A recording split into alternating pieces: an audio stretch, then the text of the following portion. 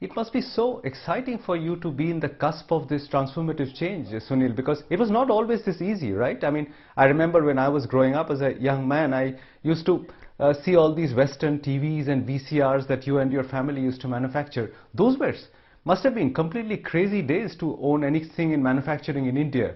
Is it too big a sea change for you to wrap your head around where we were, where you started off, and where we are, what we are going through at this point in time? Yeah, no doubt these are very exciting times, and we in the industry and the company are hugely excited at the opportunity that is in front of us.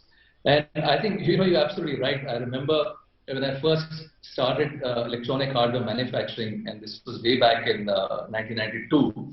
And I remember in the early days, going to the government departments and, and to the one of the senior bureaucrats who I met. And I mentioned, that this is what we want to do. We want to make India the next hub for electronic hardware manufacturing. And he looked at me with amazement and he says, are you serious about this? Because India can only be strong in software. That's where our strength is, and that's where we can be leaders. So I think it took a while to convince the particular person, and also particular convince a lot of people that yes, India can be the next hub for manufacturing. And I think when people ask me that what is the biggest change that has happened in the last few years, I would say the biggest change is the change in the mindset. And when I say that, the mindset of the government and mindset of the entrepreneurs. Now we both believe that yes, we have the capability, and it's a matter of time that India emerges as the next hub for electronic hardware manufacturing. So that's the biggest change. Since we are talking about this journey from the early 90s to the 2020s, some people have actually been growing at the same time as you've transitioned from TVs and VCRs to this big opportunity, the PLI opportunity today.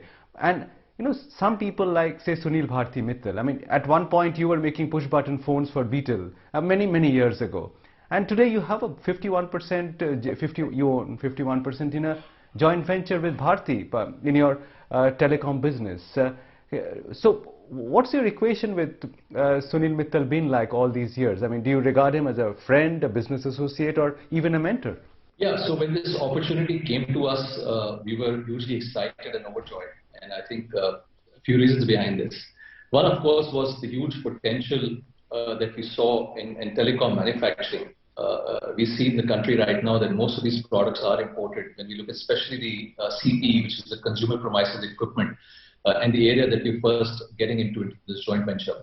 So we saw a huge opportunity in this. And I think the interesting other thing was that, which very few people know, that for me personally, it was quite nostalgic and it was emotional, because one of my first orders that I got when I entered this industry was also from Sunil, and this was for order for push button phones, and that time we had just partnered with AT&T. So it's like coming back to where we started with push button phones, and we're coming back to manufacturing for the same company. And I think we're extremely fortunate to be partnering with Sunil and Bharti Enterprises. I think it's an iconic brand, iconic company. And of course, Sunil is a great visionary.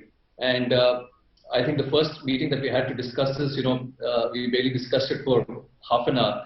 I think because we were both convinced of the huge opportunity that is in front of us, this manufacturing space, in the telecom manufacturing space. So yeah, I think it's a big opportunity, and we're very excited about this.